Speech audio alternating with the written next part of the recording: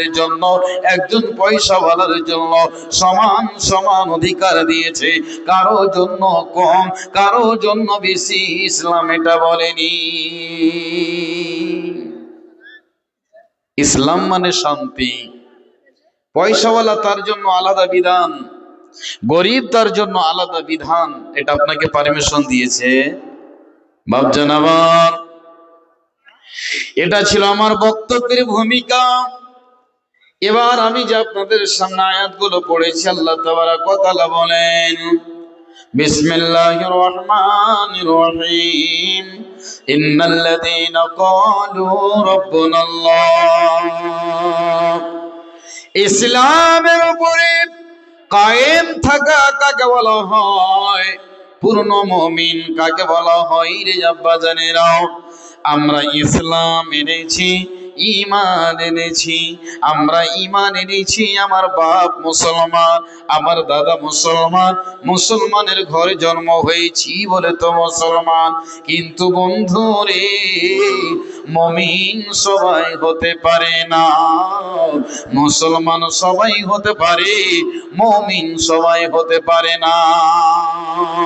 প্রত্যেকটা মুসলমানের ভিতরে মুমিনের সিফাত পাবেন, কিন্তু বন্ধু আমার প্রত্যেকটা মুসলমান মুমিন হতে পারে না। আবার ভাইজানেরা, ইসলামের উপরে কেমন ভাবে আমাকে আপনাকে কায়েম থাকতে হবে, ঈমান আমার আপনার যেন নষ্ট না হয়ে যায়, ঈমানকে মজবুত করে ধরে থাকতে হবে। আল্লাহ বলেছেন, ওয়াতাসিমু বিহাবলিল্লাহি জামিআ। আল্লাহর রশিকে, শরীয়তের বিধানের রশিকে তোমরা মজবুত করে ধরে নাও। ঈমান সবাই টিকিয়ে রাখতে পারে না, ঈমান অত সহজ নয়, ঈমান সবাই টিকিয়ে রাখতে পারে না রে বন্ধু আমার। বলবেন কেমন করে মাওলানা? ঈমান এমন একটা বস্তু যে টাকা দিয়েও কিনে পাওয়া যায় না। ঈমানকে আপনাকে আমাকে একবার কারার রাখতে হয়, কায়েম রাখতে হয়। সব সময় আপনাকে লক্ষ্য করতে হবে আমার দ্বারা দিয়ে যেন ঈমান নষ্ট না হয়ে যায়। ঈমান এমন একটা বস্তু, যদি আপনার কাছ থেকে ঈমান নামে বস্তুটা হারিয়ে যায় বন্ধুরে, তবে আপনি ওই ঈমান যে পাওয়ার থাকে, যে ভোল্টেজ থাকে ঈমানের, ওই পাওয়ারটা কমে যাবে। ওই ঈমানকে আপনি পুনরায় তৈরি করতে পারবেন না। ও মুসলমান, ঈমান হলো কেমন? এক বালতি দুধ আপনি দহন করলেন, আর এক বালতি দুধে এক ফোঁটা যদি লেবুর রস যদি আপনি দিয়ে দেন, সম্পূর্ণ দুধটা বেকার হয়ে যাবে বন্ধু। তেমনই হলো ঈমান। আপনি নামাজ পড়ছেন, রোজা করছেন, সবই করছেন, এই করতে করতে এমন একটা আমল কাজ করে নিলেন যে আপনার সমস্ত আমল বরবাদ হয়ে যাবে। ঈমানকে মজবুত করেন। ঈমান কি জিনিস গো? আপনার আকীদা সঠিক হতে হবে। হে আমার মা ও বোনেরা, আব্বা জানেরা, দুইজনদের জন্যই, মা বোন পক্ষে ও বাপের জন্য বলছি শুনুন। ঈমান কাকে বলা হয়? সামান্যতি আমার আপনার ঈমান নষ্ট হয়ে যায় কি যায় না? মনে করেন আপনি জলসা শুনতে এসেছেন, আপনার পকেট থেকে মোবাইলটা কেউ চুরি করে নিয়েছে, বা আপনার মা আপনার গলা থেকে হাতখানা পড়ে গিয়েছে, বা আপনি বাড়িতে টাকার বান্ডেল রেখেছিলেন বালিশের তলায়, বা জলসা এসেছেন সাইকেল স্ট্যান্ডে সাইকেলটা লাগালেন, বা কারো বাড়ি দরজায় লাগিয়েছিলেন, সাইকেলটা চুরি হয়ে গেল। বন্ধুরে, আপনি আল্লাহর কাছে না সওয়াল করে সরাসরি চলে গেলেন কোথায়? আপনার হরিশ্চন্দ্রপুরে নাম করা একটা কবিরাজ আছে, যে সেই লোকটা নাকি হাত চালায়, আর সেই কুঞ্জে যেমন ইসমে আজম পড়ে, লোকের সাইকেল খুঁজে বের করে দেয়, মোবাইল বের করে দেয়, হার বের করে দেয়, হাতের পলা বের করে দেয়। টাকা হারিয়ে গেলে কে করেছে তার নামটা ধরে বলে দেয়। বন্ধু আমার, এই আমার বাপজানের আমার বিশ্ব নবী বলছেন, ওরে আমার উম্মতেরা শোনো, মান আতা আররাফা, ওই লোকগুলিকে রাব রহে যারা হাতে রেখা দেখে, দাগ দেখে যারা বলে দেয় যে তোমার ভবিষ্যৎ খারাপ আছে, তুমি রাস্তাতে যেও না, তুমি অমুক জায়গাতে যেও না, না হলে অ্যাক্সিডেন্ট হয়ে মরবে। তোমার একটা ছেলে আগুনে ডুবে আগুনে পুড়ে মরবে, তোমার দুটি মেয়ে একটা জলে ডুবে মরবে, খবরদার তুমি দেখে শুনে থাকিও বন্ধু। এই কথাগুলোর উপরে যারা ভরসা করবে, নবীজি বলছেন উম্মত রে, যারা ওই জিনিস পাওয়ার জন্য ওই কাহিনের কাছে যায়, ভবিষ্যতের বাণী বললে ওয়ালার কাছে যায়, রাসূল বলছেন উম্মত 40 দিনের নামাজ আল্লাহর দরবারে তোমার কবুল হবে না, তোমার ঈমান নষ্ট হয়ে যাবে। আমরা যাই কি যাই না? আপনাদের এলাকার মানুষ এগুলো মানে? যদি সাইকেল হারিয়ে যায়, টাকা হারিয়ে যায়, গয়না হারিয়ে যায়, তো আমরা ঠিক দেখাতে যাই। আপনি যদি কাজটা করেন তো ঈমানের উপরে থাকতে পারবেন আপনি। বাপজান আমার জি বলছেন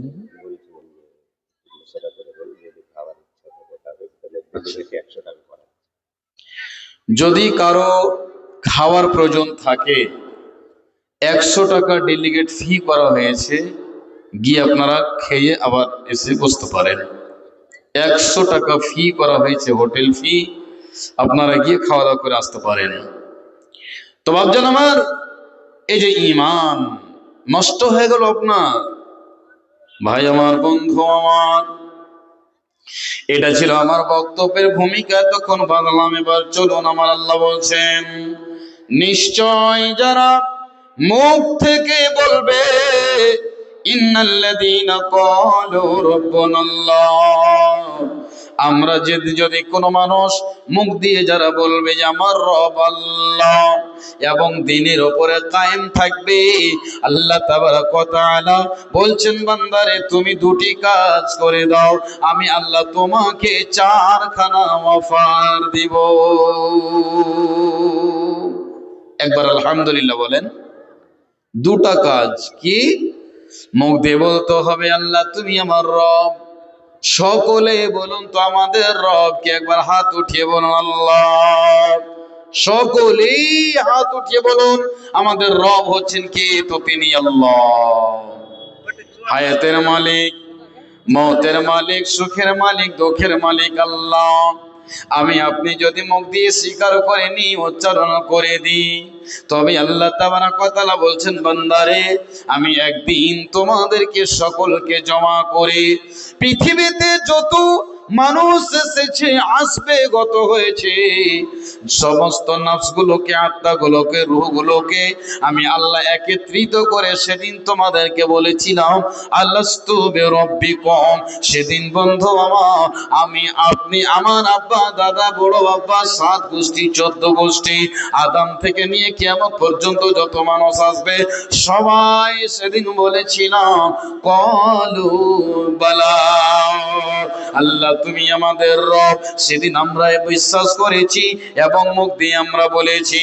ও বন্ধু আমার, এবার আপনি আমি মুখ দিয়ে কথাটা বলে দিলাম আল্লাহ তুমি আমাদের রব, তুমি সুখের মালিক, দুঃখের মালিক, তোমার আদেশে পূর্ব দিকে সূর্য উঠে পশ্চিমে ডুবে, আল্লাহ তাবারক ওয়া তাআলা তোমার হাতে সুখ দুঃখ, রব্বুল আলামিন গো, আমরা আর অন্য কাউকে মানি না, আমরা আর কাউকে রব বিশ্বাস করি না। আমার আল্লাহ বলছেন বান্দারে মুখ দিয়ে তোরা যদি কথাটা বলিস এবং দিনের উপরে অটল থাকিস, আমি আল্লাহ তোদেরকে 4খানা অফার দিব। নাম্বার 1, আল্লাহ বলছেন তাতানাজ্জালু আলাইহিমুল মালাইকা। একটা আজকে আপনাদেরকে মজার ঘটনা শোনাবো বাপজান আমার। যারা আল্লাহর প্রতি ঈমান আনবে আর ঈমান আনার পরে যারা অটল থাকবে তাদের জন্য চারখানা অফার। এক নাম্বার যেটা হলো, আল্লাহ বলছেন বান্দারে তুমি যে কোনো মুসিবতের সম্মুখীন হবে আমি আল্লাহ ফেরেশতা দ্বারা দিয়ে তোমার সহযোগিতা করাবো। একবার বলুন সুবহানাল্লাহ। বলবেন মাওলানা কেমন করে আল্লাহ তাবারাক ওয়া তাআলা মানুষের সহযোগিতা আল্লাহ ফেরেশতা দিয়ে করায়? আপনাকে একটা জাজল্য প্রমাণ দিয়ে দেব, বুঝতে পারবেন যে আল্লাহ কেমন করে ফেরেশতা দিয়ে আল্লাহ মুমিনের সহযোগিতা করায়। ও মুসলমান, আল্লাহ তাবারাক ওয়া তাআলা বলেন মুমিনিরে আমি আল্লাহ তোমার কেমন করে হেল্প করব। রাসূল যুদ্ধের ময়দানে গেছে, নবীজি আল্লাহর কাছে দোয়া করছে, নবীজি সাজদায় পড়ে যেন কাঁদছেন আর আল্লাহকে বলছেন আল্লাহ রব্বুল আলামিন গো আজকে আমার সঙ্গে অল্প মানুষ বীর যোদ্ধা, আল্লাহ তাবারাক ওয়া তাআলা এই যুদ্ধের ময়দানে এসে যদি এরা শহীদ হয়ে যায়, মারা যায়, আল্লাহ তবে আর তোমার দিনের খিদমত করবে কে, দিন কায়েম করবে কে? হযরতে আবু বকর সিদ্দিক রাদিয়াল্লাহু তাআলা আনহু বলছেন ইয়া রাসূলুল্লাহ, ওগো দয়ার নবীজি আপনি এত কেন ব্যাকুল, আপনি এত কেন ব্যাকুল, আপনাকে চিন্তায় চিন্তিত হতে হবে না। ওগো বিশ্ব নবী আপনি মাথাটা ওঠান। বিশ্ব নবীকে বারবার হযরতে আবু বকর বলছেন ইয়া রাসূলুল্লাহ আপনি মাথাটা ওঠান, আল্লাহ সহযোগিতা করবেন, আল্লাহ আমাদের সঙ্গে রয়েছে। যখনই রাসূল মাথা উঠিয়েছেন উপর দিকে দেখছেন তো হাজার হাজার আল্লাহর ফেরেশতা সহযোগিতার জন্য যেন যুদ্ধের ময়দানে এসে তারা উপস্থিত হয়েছে। একবার বলুন সুবহানাল্লাহ। আল্লাহ পাক ফেরেশতা দিয়ে মুমিনদের সহযোগিতা করেছেন। একটা আপনাকে চমৎকার ইতিহাস শোনাই যে আল্লাহ কেমন করে ফেরেশতা দিয়ে মানুষের সহযোগিতা করায়। একজন মানুষ, একজন ব্যক্তি ইরাক থেকে জাইদানি থেকে ইরাক, যেমন আমরা দেখতে পাই মানুষ কি করে প্যাসেঞ্জার যাত্রীকে নিয়ে যায়, টেম্পোতে করে নিয়ে যায়, সিএনজি গাড়িতে নিয়ে যায়, টোটোতে করে নিয়ে যায়, এখান থেকে সেইখানে। বন্ধুরে একজন মানুষ ওই ঘোড়া গাড়িতে করে মানুষকে নিয়ে যায়, নিয়ে আসে, এটাই ছিল তার ব্যবসা বাণিজ্য জীবিকা নির্বাহের পথ। একদিন হঠাৎ করে ওই ঘোড়া গাড়িওয়ালা লোকটার গাড়িতে কয়েকজন যেন ডাকাতের দল উঠেছে। ওই লোকটাকে এবার বলছে ওরে আল্লাহর বান্দা, ও গাড়িবান তুমি এই রাস্তা দিয়ে চলো, প্যাকেট রাস্তা দিয়ে যেতে গেলে খুব তাড়াতাড়ি করে পৌঁছে যাবে। যখন এই কথাটা বলা তখন গাড়িবান তাদের কথা মতো এবার চলতে আরম্ভ করেছে। যেতে যেতে যেতে যেতে এমন একটা জায়গাতে গিয়েছে যে জায়গাতে মানুষ নাই, কোনো জন নাই, একেবারে ফাঁকা নিরিবিলি জায়গা। লোকটা দেখে অবাক, কি এমন জায়গাতে আসলাম যেখানে কোনো মানুষ নেই, জন নেই, কি হবে আমার? এবার ডাকাতের দল এবার ওই লোকটাকে বলছে ও গাড়িবান তুমি এবার তৈরি হও, আমরা তো সেই মানুষ, আমাদেরকে তৃষ্ণা লাগলে পানি পান করি না, মানুষকে জবাই করে রক্ত পান করি দিয়ে আমরা নিজের তৃষ্ণাকে নিবারণ করি, পিয়াসকে বোঝায়। যখনই কথা শুনে ওই গাড়িবান থরথর করে ভয়ে কাঁপছে আর তাদের কাছে হাত জোড়ছে, পায়ে জোড়ছে। ও আল্লাহর গোলামেরা, ওরে আমার ভাই আমাকে তোমরা মারিও না, আমার বাড়িতে ছোট ছোট শিশু রয়েছে, সন্ধ্যা হবে বাড়ি যাব, এই রান্না বান্না করে তাদের মুখে তুলে দেব। ও ভাইয়া যা কিছু আছে সব তোমরা নিয়ে নাও, ঘোড়া নিয়ে নাও, গাড়ি নিয়ে নাও, টাকা পয়সা যা আছে নিয়ে নাও, কিন্তু তোমাদের কাছে আমি প্রাণের ভিক্ষা চাইছি, মারিও না। এবার ডাকাতের দল বলল, না না না না না, তোকে ছাড়া হবে না। এখন তুই কি চাইছিস বল, মনের তামান্না আরজু যা আছে বল, এখনই তোকে দুনিয়া থেকে বিদায় করে দেওয়া হবে। ও মুসলমান, যদি আপনাকে এই কথাটা বলা হয়, তবে বলুন তো আপনার মরার আগে কিছু খাওয়ার মন চাইবে? একটা লোককে মনে করেন সুলি কাস্টে চড়াবে, তার 10 মিনিট আগে বলছে তোমাকে এখন বিদায়ী হতে হবে, তোমার শেষ বিদায়ের সময়, তোমার মনে তামান্না আরজু আশা কামনা বাসনা কি আছে বলো? ভাই আমি আপনি হলে কি বলতাম? আমার বাড়িতে একটা ছোট্ট আদরের মেয়ে আছে, মেয়েটাকে একটু নিয়ে আসা হোক, আমার কলিজার টুকরো নয়নের পুতুলির দুটি গালে দুটো চুমা দিব, আমার বিবির মুখকে দেখবো, আমার সন্তানকে বুকে জড়িয়ে ধরবো, যেহেতু চিরজীবনের মতো আমি চলে যাব, শেষ দেখাটা আমার পরিবারের সাথে করে নেব। ওই এবার গাড়িবান লোকটা বলছে, ভাইয়া রে, দুনিয়া থেকে যখন বিদায় হতে হবে তো আমাকে 2খানা মিনিটের জন্য সময় দাও, আমাকে একটু সময় দিলে একটা কাজ করব। এবার বলছে ঠিক আছে তুমি করো। এবার বলছে আমি আমার রবের সাথে জীবনের শেষ দেখাটা করে নি, আমার রবের সাথে একটু গল্প করে নি। একবার বলুন সুবহানাল্লাহ। আল্লাহর নবী বলেন, ও আমার উম্মতিরা শুনে নাও, বিশ্বনবীজি বলছেন, উম্মত রে, তুমি যদি নামাজ পড়ো তো তুমি তোমার রবকে দেখতে পাচ্ছ এবং আল্লাহ তোমাকে দেখতে পাচ্ছেন। নবীজি বললেন, ও আমার উম্মত, তুমি যদি তোমার রবকে দেখতে না পাও নামাজের হালাতে, তো এতটুকু তুমি ঈমান রাখো যে আমি নামাজ পড়ছি, আমার রব আমাকে দেখছে। লোকটি 2 মিনিটের জন্য ছুটি নিলেন, বিবির সাথে বাচ্চার সাথে মুলাকাতের জন্য নয়, কি জন্য? 2 রাকাত নামাজ পড়বো তার জন্য। একবার বলুন সুবহানাল্লাহ।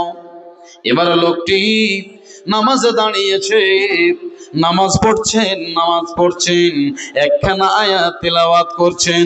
আয়াতখানা হলো এই, সূরা নামান খুলে দেখবেন, আল্লাহ তাবারক ওয়া তাআলা বললেন, বিসমিল্লাহির রহমানির রহিম, আম্মা ইউজিবুল মুস্তাররা ইযা দাআহু ওয়া ইয়াকশিফুস সুআ ওয়া ইয়াজআলুকুম। এই আয়াতটা বারবার ওই আল্লাহর বান্দা যেন নামাজে তেলাওয়াত করতে আছি, গুন্ডার দলেরা যেন খোলা তরবারি নিয়ে দাঁড়িয়ে আছে, যখনই বান্দিকে সালাম ফিরবে ওই তরবার ওই গাড়িবান গরিব লোকের গলাতে চালিয়ে শিরচ্ছেদ করে দেবে, দুনিয়া থেকে লোকটাকে বিদায় করে দেবে। এই আয়াতটা বারবার পড়ছে, আম্মা ইউজিবুল মুস্তাররা ইযা দাআহু ওয়া ইয়াকশিফুস সুআ। এবার যখন আল্লাহ তাবারক ওয়া তাআলা বান্দাটা আয়াতটা বারবার পড়ছে, আল্লাহ তাবারক ওয়া তাআলা 7 আসমানের উপর থেকে আরশে আজিম থেকে এই দৃশ্য দেখে অবাক। আল্লাহ রাব্বুল আলামিন সঙ্গে সঙ্গে ফেরেশতাকে পাঠালেন, আর ফেরেশতাকে পাঠিয়ে দিয়ে আল্লাহর ওই গোলামকে বাঁচানোর জন্য সালাম ফেরার আগে ওই ডাকাতের দলকে আল্লাহর ফেরেশতারা যেন তরবারি দিয়ে দুনিয়া থেকে বিদায় করে দিলেন। একবার বলুন সুবহানাল্লাহ। সালাম ফেরার পর যখনই দেখেছেন আল্লাহ কি ব্যাপার, ওই তো ডাকাতের আমাকে মারার জন্য প্রস্তুতি নিয়েছিল, তারা বলল সালাম ফিরা হলে তোকে দুনিয়া থেকে বিদায় করে দেব। বন্ধু রে, সালাম ফেরার পর দেখছে আল্লাহর বান্দা, আল্লাহর ফেরেশতা দাঁড়িয়ে রয়েছে। তাকে জিজ্ঞাসা করলো, কে ভাই, তুমি আমার মদদের জন্য সহযোগিতার জন্য এসেছো?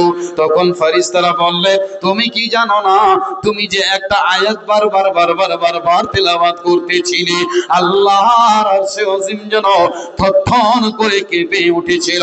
আল্লাহ রাব্বুল আলামিন আমাকে তোমার সহযোগিতা করার জন্য পাঠিয়েছেন। আল্লাহ তাবারক ওয়া তাআলা বলেন, মুমিনরে, তোমাদের ঈমান যদি মজবুত থাকে, মুসিবতে যেখানে পড়বে একবার আমাকে স্মরণ করবি, আমি আল্লাহ তোমার সহযোগিতা করব। একবার বলুন সুবহানাল্লাহ। আল্লাহ রাব্বুল আলামিন বললেন, ইন্নাল্লাযীনা ক্বালু রাব্বুনাল্লাহু সুম্মা ইসতাকামু তাতানাজ্জালু আলাইহিমুল মালায়েকা। মুমিনরে, তোমরা যদি ঈমান মজবুত করে ধরে থাকতে পারো, সামান্য জিনিসের জন্য যদি ঈমানকে না হারিয়ে দাও এবং তোমরা আমাকে রব স্বীকার করে নাও, আল্লাহ বলছেন চারখানা অফার। দ্বিতীয় নম্বরে হলো আল্লাহ তাখাফু, তোমাদের জন্য কোনো ভয় নাই, ভয় নাই, ভয় নাই। মুমিন, তোমার জন্য ভয় নাই, নির্ভয় মুমিন তুমি থাকবে। এটা আল্লাহর ওয়াদা, আল্লাহর এটা অঙ্গীকার। কেমন ভয়? কাফেররা বিশ্ব নবীকে কতই না রকমের ভয় দেখিয়েছিল, কি দেখায়নি? এমন একদিন তারা বিশ্ব নবীকে মুহাম্মদ রাসূলুল্লাহকে দুনিয়া থেকে বিদায় করে দেওয়ার জন্য এক নয়, দুই নয়, 14 জন আল্লাহর দুশমন বীর যোদ্ধা খোলা তরবারি নিয়ে নবীর বাড়িকে তারা ঘেরাও করেছিল। 14 জন বীর যোদ্ধা। মুহাম্মদকে দুনিয়া থেকে বিদায় করে দিতে হবে, রাখতে হবে না। দারুন নাদওয়াতে বসে তারা মিটিং করলো। কেউ বলছে মোহাম্মদকে মক্কা থেকে মদিনা তাড়িয়ে দে, কেউ বলছে মোহাম্মদকে একটা ঘরের ভিতরে বন্দি করে দে, কেউ বলছে মোহাম্মদকে ফাঁসিতে ঝুলিয়ে দে। অবশেষে এটা রায় পাশ হলো। চূড়ান্ত সিদ্ধান্ত নিল আবুল আহাব, আবু জাহাল, উতবা, সাইবা, মোহাম্মদকে দুনিয়াতে রাখতে হবে না। এটাই চূড়ান্ত ফয়সালা এঁকে নিল। ভাই আমার, বন্ধু আমার, আর মোহাম্মদকে যে মেরে তার মুন্ডিকে ছেটে নিয়ে আসতে পারবে তাকে 100 খানা উট তাকে পুরস্কার দেওয়া যাবে। 14 জন লোক নবীর বাড়িকে ঘেরাও করেছে। এবার আল্লাহ তাবারক ওয়া তাআলা আমার নবীকে আগেই বলে দিয়েছিলেন, নবী হে, তুমি প্রস্তুতি নিয়ে থাকো, জিবরিল আমিন তোমার কাছে কখন আসবে, আর যখনই তোমার কাছে সংবাদ আসবে মক্কা ছেড়ে তুমি মদিনা চলে যাবে। বিশ্ব নবীজির কাছে জিবরিল আমিন সঙ্গে সঙ্গে চলে আসলেন।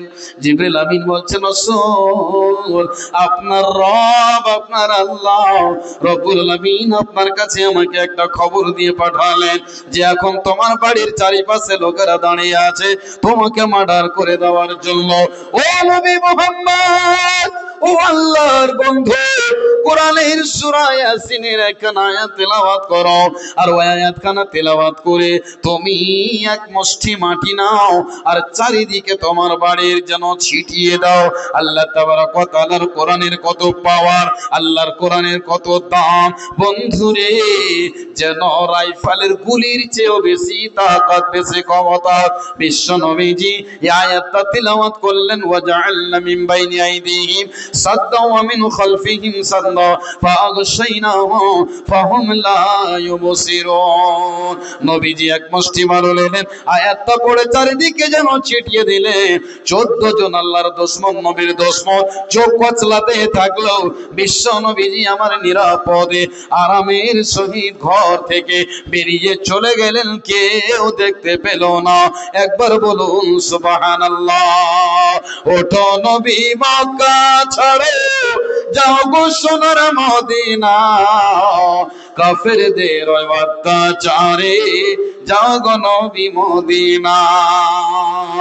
ওঠো নবী, মক্কা ছাড়ো, যাও গো সোনার মদিনা, কাফেরদের অত্যাচারে আর থাকা যে হবে না।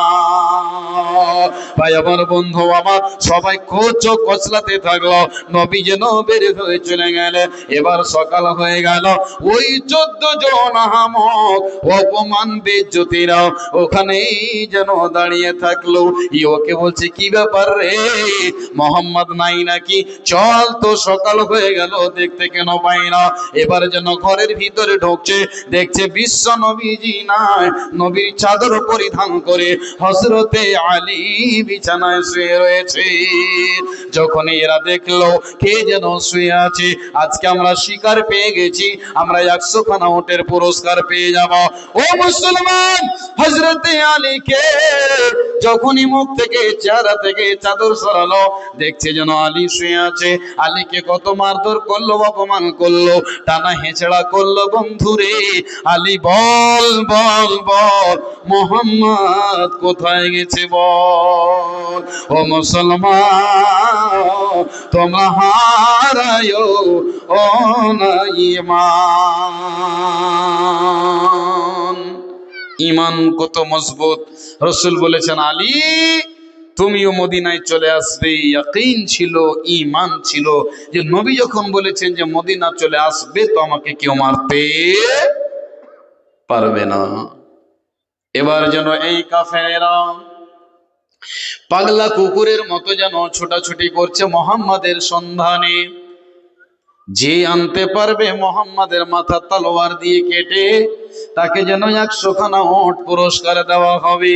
নবীজি আমার আবু বকর রাতে রাতে যেন বেরিয়ে পড়েছেন মক্কা থেকে মদিনা। দয়ার নবীজি যখনই মক্কা থেকে মদিনার দিকে যাচ্ছেন, রাসূলের চোখে ছল ছলে আঁখিতে নবীর চোখের কোনা দিয়ে যেন অশ্রু ঝরছে। ওরে কাবা, তোকে আজকে আমাকে ছেড়ে যেতে হচ্ছে কাফেরদের অন্যায় অত্যাচারী নির্যাতনে। ওরে কাবা, আল্লাহ যদি আমাকে বাঁচিয়ে রাখে, আবার আমি ফিরে আসবো। ভাই আমার, বন্ধু আমার, বিশ্ব নবীজি আফসোস করে মনে ব্যথা বেদনা নিয়ে মক্কা থেকে মদিনার বুকে হযরতে আবু বকরের সঙ্গে পাড়ি দিলেন। যেতে যেতে যেতে যেতে যেতে যেতে হযরতে আবু বকর বিশ্ব নবীজি আমার চলতে লাগলেন। বন্ধুরে, কয়েকদিন গত হওয়ার পর এবার যেন সন্ধ্যা লেগে আসছে। হযরতে আবু বকর এবং বিশ্ব নবীজি ওই গারে সর নামে পাহাড়ে পর্বতে গুহার ভিতরে আবু বকর আগে ঢুকলেন। এখানে আমাদেরকে রাত কাটাতে হবে। আবু বকর নবীজি গেলেন সে গারে সর পাহাড়ে। আল্লাহ রসুলকে বলছেন, আল্লাহ রসুল আপনি একটু থামেন। আহা, কদিন থেকে পেটে দানা নাই, কি কষ্ট। কাফেরদের নির্যাতনে নবী দেশ ছেড়ে যাচ্ছেন, নবী কাঁদছেন। আবু বকর বলছেন, আল্লাহ রসুল আমি একটু ভিতরে ঢুকে দেখি, এখানে তো কোনো মানুষজন বাস করে না। আল্লাহ রসুল একটু থামেন। আবু বকর গেলেন, পরিষ্কার করলেন। আপনাদের জানা ইতিহাস, ছিদ্র ছিল, কাপড়গুলো ছিঁড়ে ছিঁড়ে ছিঁড়ে ছিঁড়ে ছিদ্রগুলোকে বন্ধ করলেন। একখানা মাত্র গর্ত থেকে গেল, একখানা মাত্র ছিদ্র থেকে গেল। বিশ্ব নবীজিকে বলছেন, ইয়া রাসূলুল্লাহ।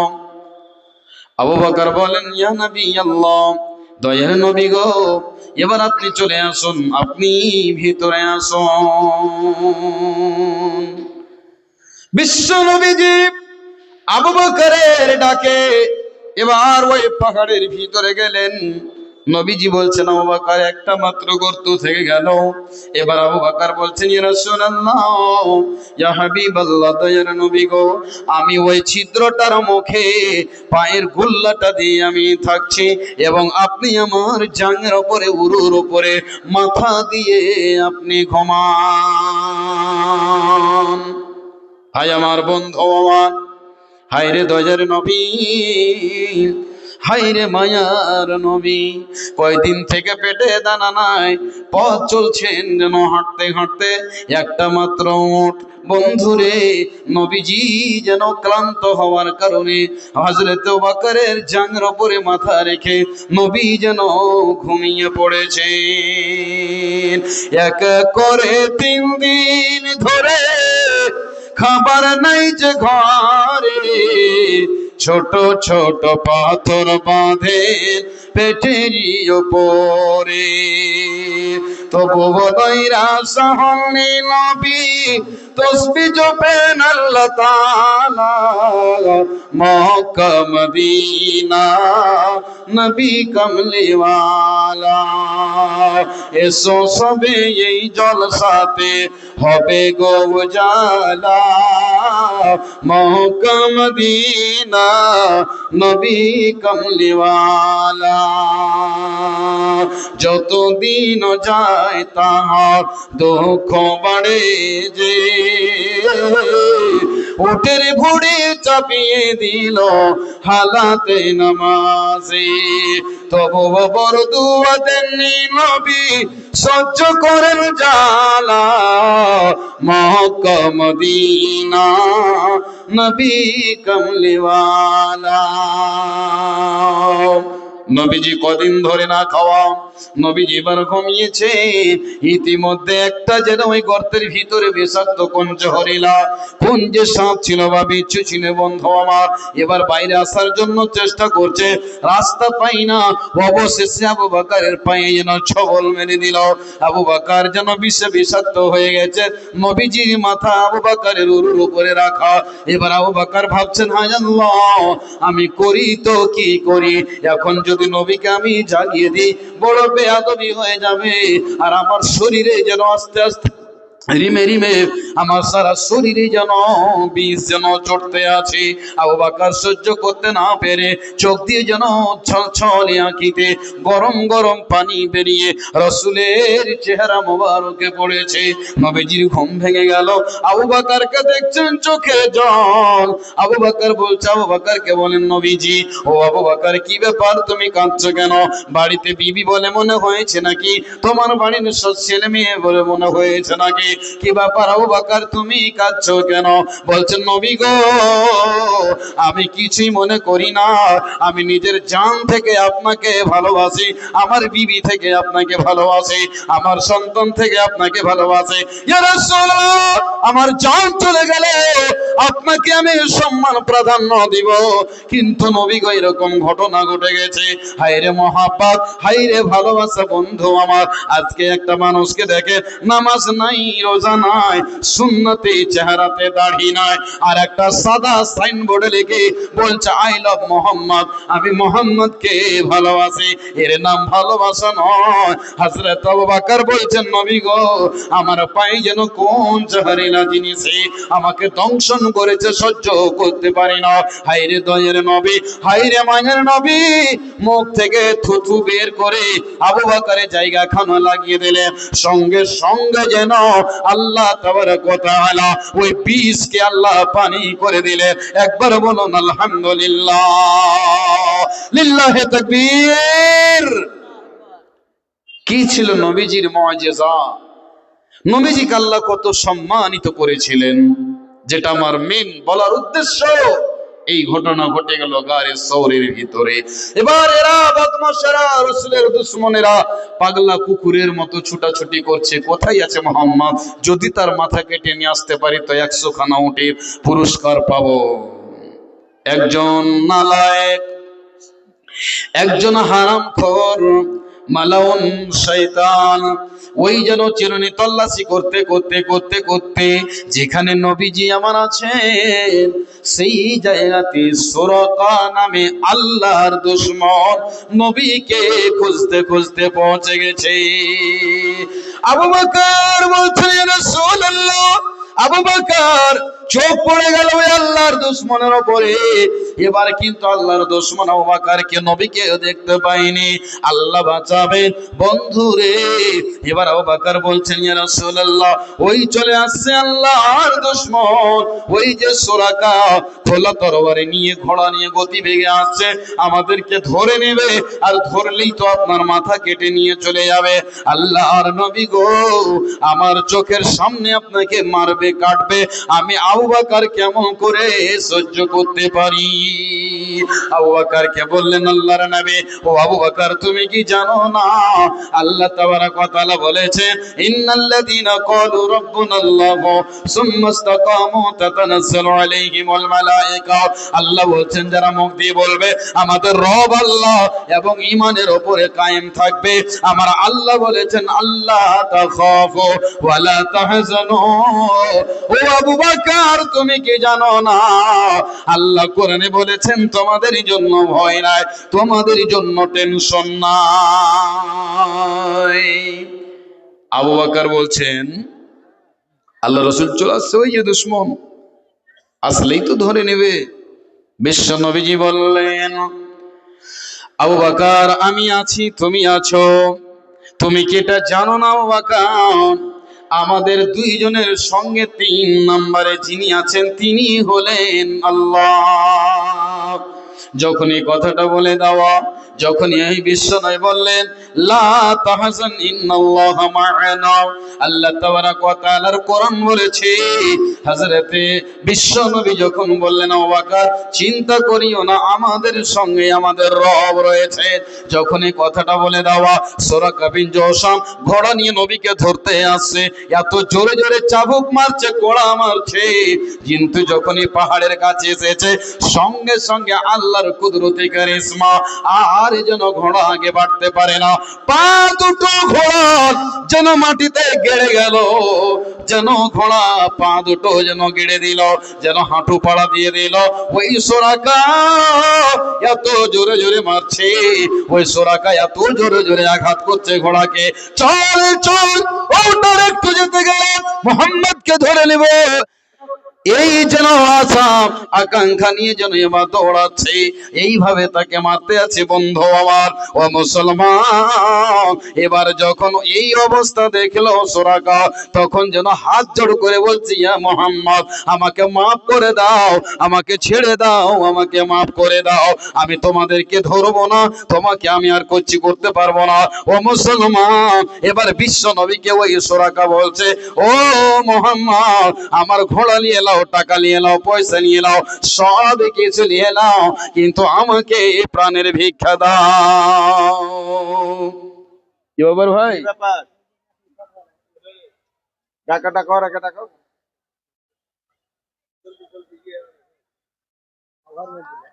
হ্যালো,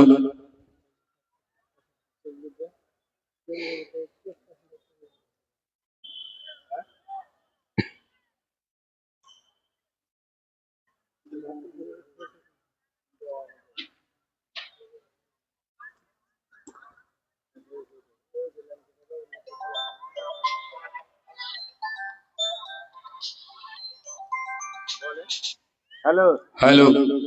তো ভাই আমার, এবার অবশেষে তখন এই সুরাকা বলছে যে আমাকে এবারের মতো তোমরা ক্ষমা করে দাও, আমাকে তোমরা মাফ করে দাও, যাহা কিছু আছে সব নিয়ে নাও। দয়ার নবী বললেন, তোমার মালের আমাকে লালচ নেই, আমি তোমার মাল চাই না, তবে একটা তোমাকে আমি অভিমান করতে পারি সুরাকা, তুমি ঈমান নিয়ে এসো, তুমি ইসলাম নিয়ে এসো। এবার সুরাকা বলল, নবী মুহাম্মদ আর কথা বলিও না, যা বললে তোমার সব কথা মেনে নেব, কিন্তু আমি ঈমান নিয়ে আসবো না। ইসলামের দুশমন, ঈমানের দুশমন ছিল তারা, আল্লাহকে তারা মানত না। অবশেষে বলছে, একটা কাজ করতে পারি মুহাম্মদ, আমাকে ছেড়ে দাও, মাফ করে দাও, আমি এই রাস্তা দিয়ে ফিরে বাড়ি আবার আমি যখন নিজের দেশে যাব, কেউ যদি আমাকে বলে যে মুহাম্মদকে দেখতে পেয়েছিস, আমি বলবো না মুহাম্মদের সাক্ষাৎ হয়নি, এই রাস্তা যাস না, অন্য রাস্তা দিয়ে চল। আমার বলার উদ্দেশ্য বন্ধুরে আমার, আল্লাহ তাবারক ওয়া তাআলা বলছেন, সারা পৃথিবীর মানুষ তোমরা শুনে নাও, আল্লাহ বলেছেন যারা মুখ দিয়ে বলবে আমাদের রব আল্লাহ এবং ঈমানের উপরে কায়েম থাকবে, আল্লাহ বলছেন আল্লাহ তাখাফু ওয়ালা তাহজানু, তোমরা ভয় পেও না, টেনশন করিও না, আল্লাহ তোমাদেরকে হেফাজত করবে। আচ্ছা, ঘটনাগুলো আমি নিজের পকেট থেকে বলছি না কোরআন থেকে বলছি বাবজিরা? বিশ্বাস হচ্ছে তো? অবশ্যই বিশ্বাস হচ্ছে, বিশ্বাস করতেই হবে, যদি না করেন তো আমি আপনি তবে কাফের হয়ে যাব, আল্লাহর কোরআনকে ইনকার করব, তবে আমার আপনার ঈমান সব শেষ। বাপজান আমার, ভাই আমার, বন্ধু আমার, যেটা কথা বলছিলাম, ঈমানের উপরে কায়েম সবাই থাকতে পারে না, সবাই ঈমানের উপরে অটল থাকতে পারে না। আমাদের ঈমান হলো কেমন? আমাদের ঈমান হলো কচুর পাতের মতো, পানি রাখতে গেলে টলমল টলমল করে করে কি করে না। এই জন্য আল্লাহর নবী বলছেন, উম্মত রে তোমরা ঈমানকে হারিয়ে দিও না। ঈমানের পথে অবিচল থেকে আমার মরণ যেন হয়। ঈমানের পথে অবিচল থেকে আমার মরণ যেন হয়। ঈমানের উপরে থাকেন, আল্লাহর কাছে দোয়া করবেন। মা বোন যারা আছেন তারা কান খুলে শোনেন। মুসিবতে পড়েছেন, অসুখ পড়ে আছেন, মেয়ে ছেলেরা বা পুরুষেরা, শুধু মেয়েদের দোষ দিব না, পুরুষেরাও যখন অসুস্থ হয় তখন তারা মৃত্যুর কামনা করে, মৃত্যু চায়। আল্লাহ তাবারক ওয়া তাআলা বলেছেন, খবরদার তোমরা মৃত্যুর কামনা করিও না, মওত তোমরা চাইবে না। আমাদের একটা দোয়া বলতে হবে। বিশ্ব নবীজি শিখিয়ে দিয়েছেন, হে আমার উম্মতেরা, মুসিবতে পড়েছো, আল্লাহর কাছে তোমরা দোয়া করো, আল্লাহুম্মা আহইনি মা কানাতিল হায়াতু খায়রাল লি ওয়া তাওয়াফফানি ইযা কানাতিল ওয়াফাতু খায়রাল লি। ওগো আল্লাহ, আমার বেঁচে থাকা তোমার কাছে যদি ভালো হয় তো আমাকে তুমি বাঁচিয়ে রাখো, আমার মৃত্যু তোমার নিকটে যদি ভালো হয় তোমাকে মৃত্যু দাও। আল্লাহ ওই রকম মৃত্যু দিও না যেই মৃত্যুতে আল্লাহ তুমি আমার উপরে নারাজ থাকবে, ওই রকম তুমি আমাকে মৃত্যু দিও না। ও মুসলমান, একটু অসুখ হতে গেলে আমরা মতের কামনা করি কি করি না? মা বোনেরা সামান্য কথা বলে আল্লাহ মুখ ঢেকালো, আর দুনিয়াতে বেঁচে থাকতে ইচ্ছা করে না। মা আমার, বোনো মা, জীবনে কোনোদিন মৃত্যুর কামনা করিও না। আল্লাহ তাবারক ওয়া তাআলা বলে তোমরা এই দোয়াটা করতে থাকবে। নবীজি বলেছেন, আল্লাহ তুমি আমাকে অতদিন বাঁচিয়ে রাখো যতদিন আমার বেঁচে থাকা তোমার কাছে ভালো হবে। ঈমানের ব্যাপারে একটা মহিলাদের কথা উঠাই, মহিলাদের ব্যাপারে একটা ইতিহাস শোনাই, তবে বুঝতে পারবেন ঈমান সাহাবা রাদিয়াল্লাহু আনহুম আজমাইন গণ, তাদের উপরে কত নির্যাতন, কত জুলুম, অথচ তারা দিন থেকে ফিরে যায়নি। বন্ধু আমার, আল্লাহ 4 নম্বরে যেটা অফারের কথা আল্লাহ বললেন, ওয়া আবশিরু বিল জান্নাতিল্লাতী কুনতুম তুআদুন। আল্লাহ বলছেন, মুমিনরে তোমাদের চিন্তা নাই, তোমাদের টেনশন নাই, তোমাদের সহযোগিতা করাবো ফেরেশতাকে দিয়ে, এবং তোমাদেরকে আমি আল্লাহ জান্নাতের শুভ সংবাদ দিলাম। ও মুসলমান, ঈমানের উপরে কায়েম থাকতে গেলে জান্নাতের সংবাদ আল্লাহ দিয়েছেন। আব হযরতে বেলাল একজন এমন কুৎসিত গোলাম, যার মালিক হলো উমাইয়া, তার বাড়িতে ছিল হযরতে বেলাল। ইসলাম আনেনি, রাসূলের মুখ থেকে কোরআনের বাণী শুনে ঈমান নিয়ে আসলেন। যখনই উমাইয়া শুনতে পেল বেলাল নাকি মুসলমান হয়েছে, ঈমান নিয়ে এসেছে, এবার উমাইয়া বেলালকে ডাকলো। ডাকার পরে বলছে, বেলাল কি ব্যাপার, এত বড় তোর স্পর্ধা, কেমন করে তুই আমার দিনকে ছেড়ে দিলি? আমার বাড়িতে খাস, আমার বাড়িতে থাকিস, আর মুহাম্মাদের দিনকে মানলে। মো বেলাল, এখনো সময় আছে, ফিরে আয়, না হলে তোর শরীরের চামড়া আমি রাখবো না। বেলাল বলেছিলেন, মালিক, হে আমার মালিক, মো মালিক, ও উমাইয়া, আমাকে দুনিয়া থেকে বিদায় করে দিলেও আমি দিনকে ছাড়তে পারবো না। এই উমাইয়া বেলালের উপরে কত নির্যাতন করেছিল আপনাদের ইতিহাস জানা। 2 মিনিট বলি তবে বুঝতে পারবেন ঈমান তারা কত শক্ত করে মজবুত করে ধরেছিলেন, নষ্ট হতে দেয়নি। বেলালকে কি করেছিল তারা? শরীর থেকে কাপড়গুলোকে খসিয়ে দিত, ছোট ছোট শিশুদের হাতে দিয়ে দিত, পায়ে রশি বেঁধে বেলালকে খালি শরীরে তারা পাথরের ওপরে টেনে নিয়ে বেড়াতো, ধোঁয়া দিত, আগুন দিত, বড় বড় পাথর চাপিয়ে দিত। একটাই কথা, বেলাল রে, ইসলাম ত্যাগ কর, দিনকে ছেড়ে দেই, তবে তোকে সুন্দরী নারীর সাথে বিয়ে দিয়ে দেব। মক্কা নগরীতে বিশ্ব চ্যাম্পিয়ন সুন্দরী নারী যে আছে, তার সঙ্গে তোর বিবাহ দিয়ে দেব। বেলাল দিন ছেড়ে দে। বেলাল বলেছিলেন, মালিক, আমি দিন ছাড়তে পারবো না, পারবো না, পারবো না। ও মুসলমান, ফ্রিতে দিন পেলাম, বিনা পয়সা বিনা মেহনতে ইসলাম পেলাম, দিন পেলাম। আজ মুসলমান নামাজ নাই, রোজা নাই, মুসলমান শরীয়তের উপরে আমল নাই। আজকে মুসলমান দেখেন মদের আড্ডায়, মুসলমান জুয়ার আড্ডায়, মুসলমান বেভিচারের আড্ডায়, মুসলমান লটারির আড্ডায়। ও মুসলমান, তোমার একবারও যেন মনটা দূর দূর কাঁপে না যে আমি কি করছি, মরার পরে আল্লাহর কাছে কি হিসাব দেব। বেলালের উপরে এত নির্যাতন দিন ছাড়লেন না। একদিন উমাইয়া একটা খাম্বাতে বেঁধে দিয়ে বেদম প্রহর করছে, মারছে। বেলাল এখনো বল, নাহলে তোকে দুনিয়া থেকে বিদায় করে দেব। বেলালের মুখে একটি শব্দ, আহাদ আহাদ আহাদ, আল্লাহ এক, আল্লাহ অদ্বিতীয়। বন্ধুগণ, সেই বেলাল, যেই বেলালের ব্যাপারে রাসূল বলছেন মেরাজে রাত্রে আমি জান্নাতের সফর করলাম, ভ্রমণ করলাম, দেখছি যে কে যেন একটা জান্নাতের ভিতরে পায়ে খড়ম পায়ে দিয়ে তিনি হাঁটছেন। আল্লাহ রাসূল জিজ্ঞাসা করলেন জিবরিল আমিনকে, জিবরিল আমিন, কে যেন জান্নাতের ভিতরে হাঁটছে? জিবরিল আমিন বললেন আল্লাহ রাসূল গো, সেই উমাইয়ার গোলাম কৃতদাস, সেই আপনার সাহাবায়ে রাসূল বেলাল আপনার আগেই জান্নাতের ভিতরে হাঁটছে। বলুন একবার সুবহানাল্লাহ। আল্লাহ বলছেন তোমরা দিনের উপরে কায়েম থাকলে আমি আল্লাহ তোমাদেরকে জান্নাতের সংবাদ দিলাম। বলুন আলহামদুলিল্লাহ। মা বোন, আপনাদের একটা ইতিহাস শোনাই যে আসল উদ্দেশ্য দিকে চলে আসছি। আরেকজন বক্তা আছেন আপনাদের সুপ্রিয় বক্তা, সকলেরই পরিচিত বক্তা, ইউটিউব ফেসবুকে গরম করে রেখেছেন, তোলপাড় করছেন পুরো পশ্চিম বাংলা। মা আমার, বোন আমার, ঈমান তোমাদেরকেও মজবুত করে রাখতে হবে। রাসূল সাল্লাল্লাহু আলাইহি ওয়াসাল্লাম বলেছেন ওই নারীটার জন্য জান্নাতের শুভ সংবাদ যারা চারটি কাজ করতে পারবে, 5 ওয়াক্ত নামাজ, 1 মাসের রোজা, ইজ্জতের হেফাজত, স্বামীর সেবা, 4টা কাজ করো, জান্নাতের সংবাদ নাও। আজ নারীগুলোকে দেখুন কি তারা অবাধ মিলামিশা করছে, কি তারা যুবক ছেলেদের পিছে যেন ঘুরছে। এ মা, এই বোন আমার, তোমাকে আল্লাহ বড় সম্মানের পাত্রী বানিয়েছে রে মা। তোমার কত দাম, তোমার কত ইজ্জত, তোমার কত সম্মান। আজ থেকে নিয়ে 1450 বছর আগে তোমার কোনো ইজ্জত ছিল না, মান ছিল না।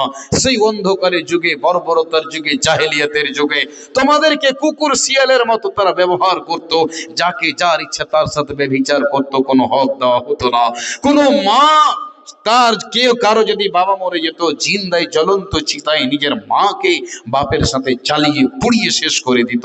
এমন একটা দিন ছিল রে মা, যে মাঝে কোনো বাড়িতে একটা মেয়ে জন্মগ্রহণ করতে গেলে তাকে নিজের হাতে বাপ মাটির তলায় পুঁতে দিত, কূপের ভিতরে ধাক্কা মেরে ফেলে দিয়ে তাকে দুনিয়া থেকে বিদায় করে দিত। আব্বা আব্বা করে চিৎকার করলেও বাপ পিছন দিকে ফিরে তাকাতো না। সেই জাতের মা আজ তোমরা আল্লাহ এত সম্মানিত করেছে, এত পর সম্মান পাওয়া সত্ত্বেও আজ তোমরা বেহায়া, বেলজ্জা, নির্লজ্জা হয়ে আজ দোকানে পাসারে মাথায় কাপড় নাই, বুকে কাপড় নাই, বেহায়া হয়ে মেকআপ লাগিয়ে, চোখে কাজল লাগিয়ে, ঠোঁটে লিপস্টিক লাগিয়ে আজ ওই সমস্ত লুচ্চাদের পিছে পিছে তুমি ঘুরছো। তোমার দাম আছে, তোমার ইজ্জত আছে, আল্লাহ তোমার সম্মান বাড়িয়েছে।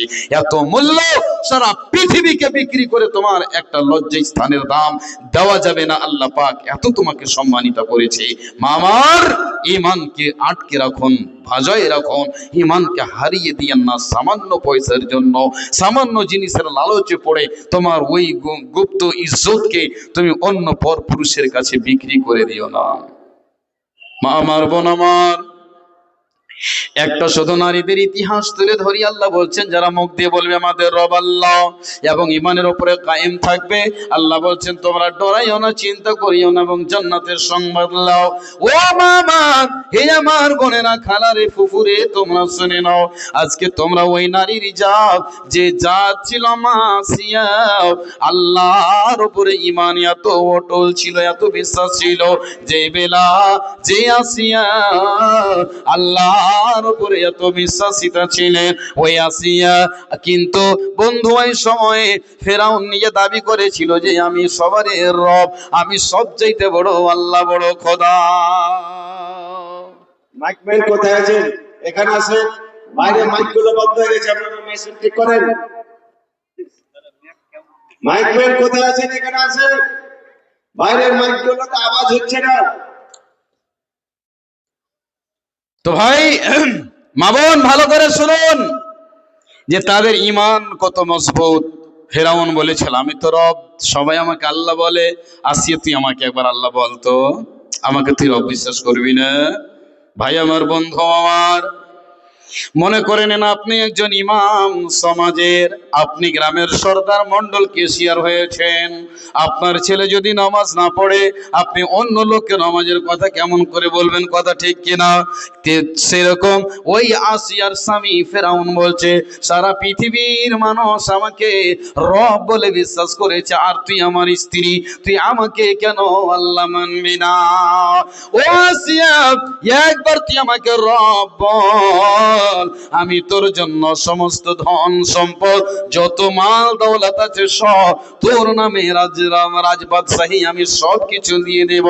আসিয়া বলেছিলেন স্বামী গো, আমি সব মেনে নিতে পারি, কিন্তু আপনাকে আমি আল্লাহ বলতে পারবো না, আপনাকে আমি রব স্বীকার করতে পারবো না। আমার আল্লাহ তো হলেন তিনি যিনি জিন্দাকে মারতে পারেন, মরাকে জিন্দা করতে পারেন, যার আদেশে রাতের পর দিন আসে, দিনের পর রাত আসে, যার আদেশে সূর্য উঠে ডুবে যায়, তিনি হলেন আমার আল্লাহ। আমি তাকে ছাড়া আর কাউকে আল্লাহ মানতে পারি না। আসিয়া বলে ও গো স্বামী, তোমার হুকুম মানব আমি। স্বামী তুমি হতে পারো, আল্লাহ হতে পারো না, প্রেম খেলা ইশকে ইলাহি সকলে তো জানে না। যখন এই কথাটা বলে দেওয়া, স্বামী গো আমি আপনার পা হাত টিপে দিতে পারি, আপনাকে গোসল করিয়ে দিতে পারি, স্বামী আপনাকে আমি সব সেবা করে দিতে পারি, কিন্তু স্বামী গো আপনাকে আমি আল্লাহ বলতে পারবো না। কেমন তাদের ছিল আকীদা, কেমন ছিল চিন্তা ভাবনা! স্বামী হলো আল্লাহর দুশমন আর স্ত্রী হচ্ছেন আল্লাহর মুমিনা বান্দি। যখন এ কথা বলে দেওয়া, যখন ইনকার করে দিলেন মাসিয়া, সঙ্গে সঙ্গে তার উজির নাজিরদের প্রজাদেরকে ডাকলো, ডাকার পরে বলছে আসিয়াকে নিয়ে যাও, গরম বালুতে শুইয়ে দাও, বড় বড় পাথরগুলো চাপাও, পায়ে তোমরা পেরে কাঁটা মেরে দাও, আর বেদম প্রহার করো। স্বামী হয়ে স্ত্রীকে লোকের হাওয়ালা করছে। কেমন তাদের ছিল দিনের সাথে দুশমনে, এত জুলুম অন্যায় অত্যাচার, কিন্তু মা আসিয়া তাকে স্বামী বলেছে, আল্লাহ বলেনি। এরই নাম হলো ঈমান। ভাই আমার, বন্ধু আমার, নির্যাতন চলছে। এবার মা আসিয়া আল্লাহকে বলছেন, ও আল্লাহ রব্বুল আলামিন, ইদ ক্বালাত রব্বি বিনিনি ইনদাকা বাইতান ফিল জান্নাহ, রব্বুল আলামিন গো আমি আর সহ্য করতে পারছি না, আল্লাহ তুমি আমার জন্য জান্নাতের ভিতরে একটা তুমি সুন্দর ঘর আমার জন্য ব্যবস্থা করে দাও। আল্লাহ তাবারক ওয়া তাআলা সঙ্গে সঙ্গে আর সাজিমের উপর থেকে যেন দোয়াটা শুনলেন, আর যখনই যে দরখাস্ত দিয়েছেন আল্লাহ তাবারক ওয়া তাআলা ফেরেশতাদেরকে ডেকে বলছেন, ফেরেশতারা রে যাও, জান্নাতের ছবিটা নাও আর আমার আসিয়ার চোখের সামনে তুলে ধরো। আল্লাহর ফেরেশতারা জান্নাতের ছবি, পিকচারটা নিয়ে এসেছে, আর যখনই জান্নাতের চিত্রটা দেখতে পেয়েছে, মা আসিয়ার মুখে যেন আনন্দের হাসি ফুটেছে। একবার বলুন আলহামদুলিল্লাহ।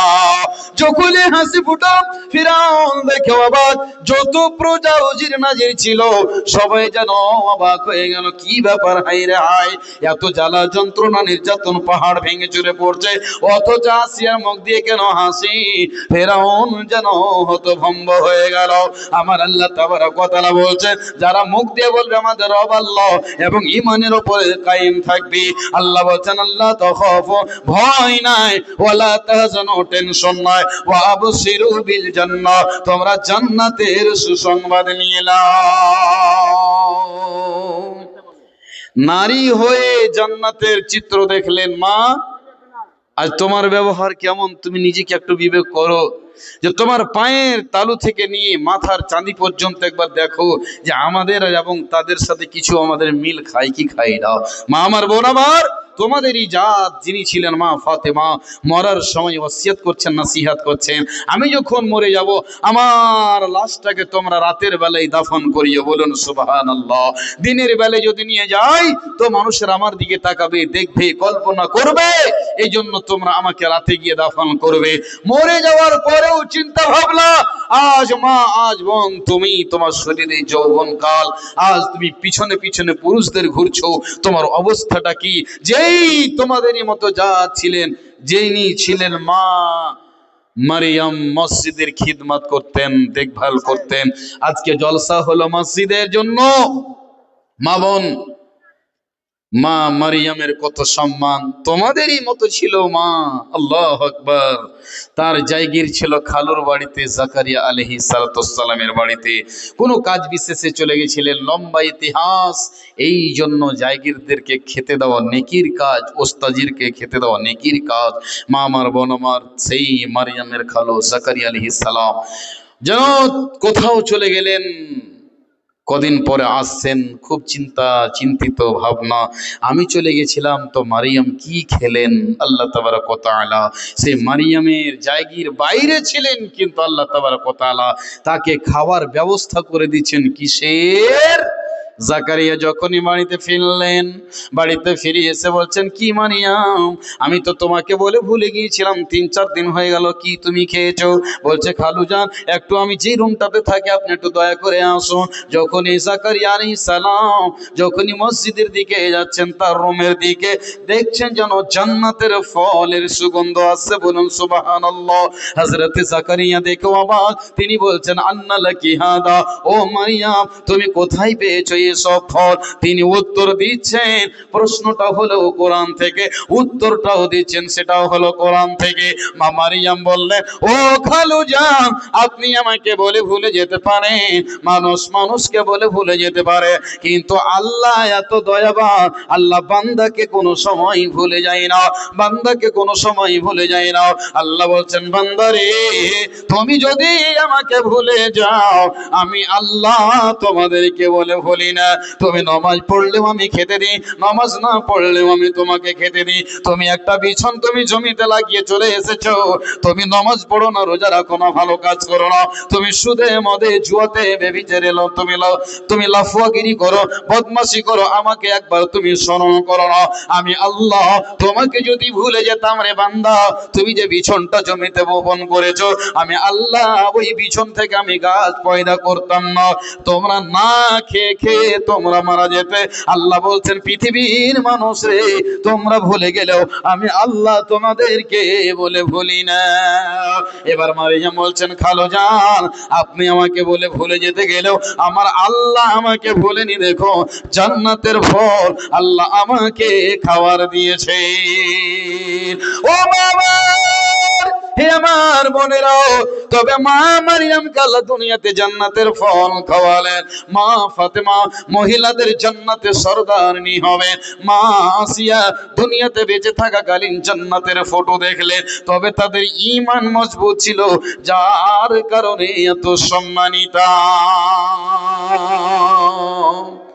সামান্য জিনিসের জন্য মায়েরা নিজের ইজ্জতকে বিক্রি করে দেয়, অল্প টাকা অল্প পয়সার লোভে, পর পুরুষের মহব্বতে ভালোবাসায় পড়ে তারা সবকে বিলীন করে দেয়। মা খবরদার বিলীন করিও না।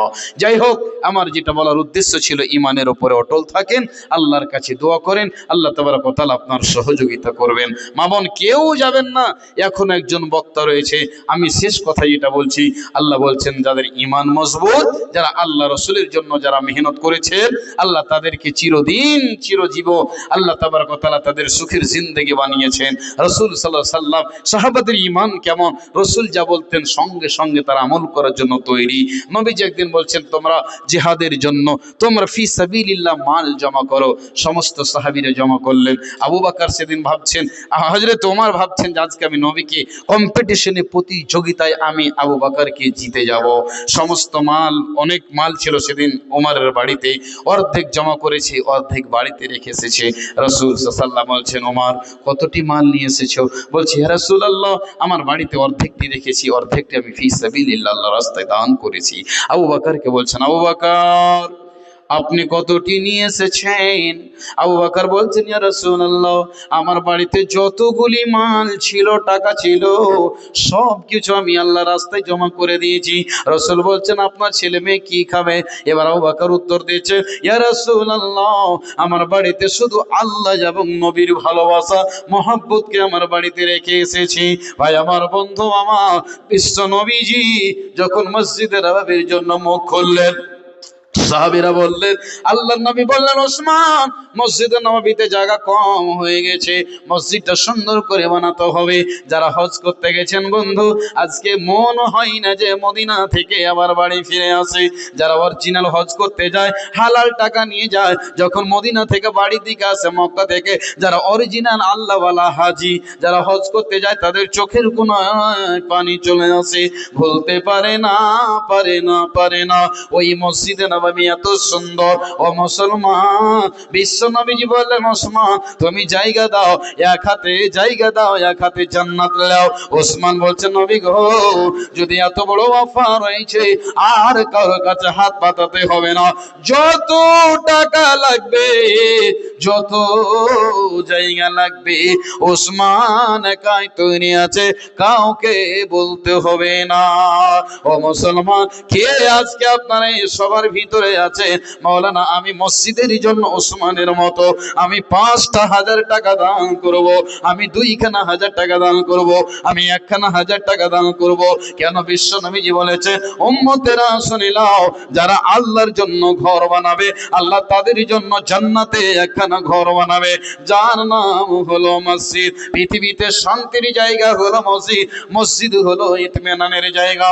ও মুসলমান, সব পড়ে থেকে যাবে রে, এই যে টাকাটা জমা করবে, এটাই তোমার চিরজীবনের সাথী হবে। 5,000 টাকা দেনেওয়ালা কেউ আছেন? কোনো বাপজি আমার, কোনো আমার ভাই, কোনো তরুণ যুবক, মৌলানা সাহেব, আমি 5,000 টাকা দান করছি আল্লাহর ঘরের জন্য, মা বাপ দুনিয়া ছেড়ে চলে গেছেন, নিজের সন্তান চলে গেছে, আমি তাদের সুখের জীবনের জন্য আমি 5,000 টাকা দান করছি, আমি 10 ব্যাগ সিমেন্ট দান করছি, আমি এই দান করব। আল্লাহ যেন আমার দানকে কবুল করেন, এবং ওই দানের বদৌলতে আমার পরিবারকে যেন আল্লাহ কবরেন সুখের জীবন দেন। কে আছেন ভাই?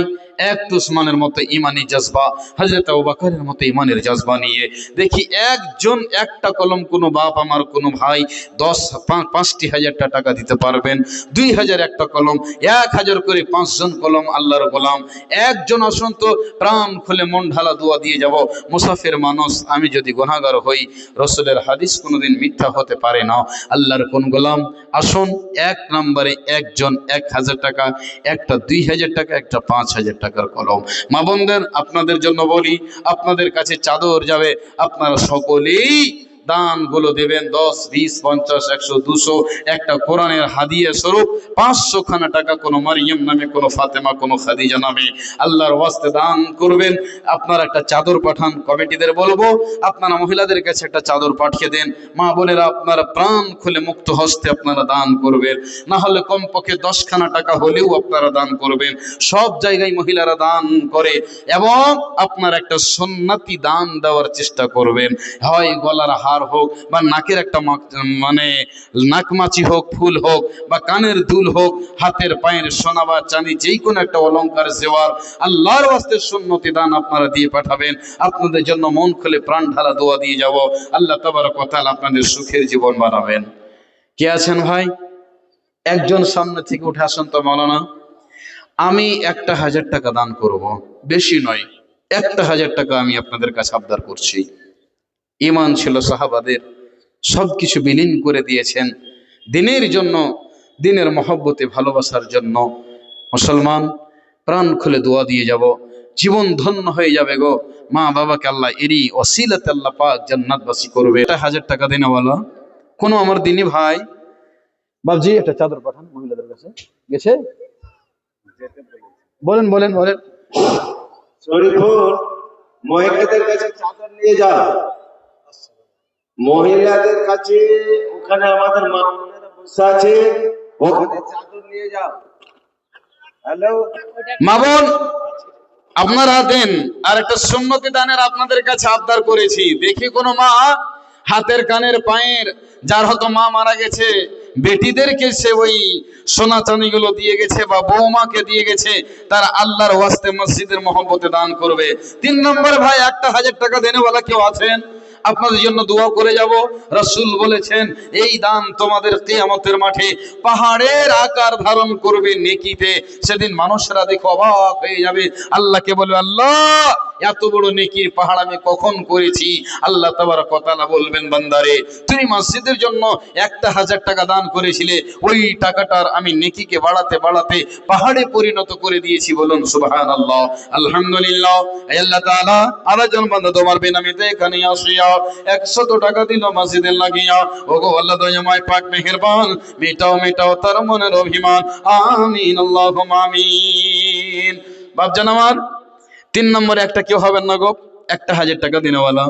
কত টাকা, কত পয়সা, কত দিকে বয় করছেন, বাড়ি করছেন, গাড়ি করছেন, জমিন কিনছেন, আর চকে দেখে স্ট্যান্ডে সুন্দর করে দোকান করছেন। যেদিন মত হয়ে যাবে ভাই, সেদিন সব পড়ে থেকে যাবে গো, কিছুই সঙ্গে যাবে না।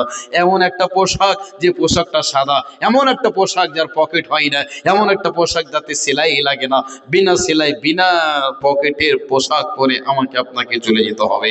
মানুষ মরে যাওয়ার সঙ্গে সঙ্গে 3টে জিনিস মানুষের নাম পরিবর্তন হয়ে যায়। আপনি এখন আব্দুল্লাহ আব্দুর রহমান, মহসিন আলী, আব্দুল জব্বার আব্দুর রহমান, আপনি এক্ষুনি মরে যাবেন, নাম কেউ বলবে না, লাশ মাইয়াত মৃত্যু বলবে। আপনার এখন টাইলসে মার্বেল আর গিজার লাগিয়ে রেখেছেন, আর কত সুন্দর আপনি এসি কুলার লাগিয়ে সুন্দর করে রেখেছেন। যেদিন আপনি মরে যাবেন, আপনার বাড়িটা আর সেই বাড়ি হবে না, বাড়িটার নাম সঙ্গে সঙ্গে চেঞ্জ হয়ে যাবে কবর। বন্ধু আমার, আপনার নাম চেঞ্জ হয়ে গেল, বাড়ির নাম চেঞ্জ হয়ে গেল। আপনি যে পোশাক পরে আছেন, প্যান্ট শার্ট লাগিয়ে কত সুন্দর, যখন আপনি মরে যাবেন আপনার পোশাকটার নাম চেঞ্জ হয়ে যাবে, পোশাকটাও পরিবর্তন হবে, যে পোশাকটার নাম হবে কাফন। এরই নাম হচ্ছে দুনিয়া। বন্ধু আমার, সব পড়ে থেকে যাবে, কিছুই সঙ্গে যাবে না। আমি বলছিলাম 3 নম্বরে 1000 টাকা যদি ভারী হয় বন্ধু, 500 করে 5 জন আল্লাহর কোনো বান্দা আছেন দিতে পারবেন? মাত্র 500 করে টাকা। 1 নম্বরে কে আছেন ভাই?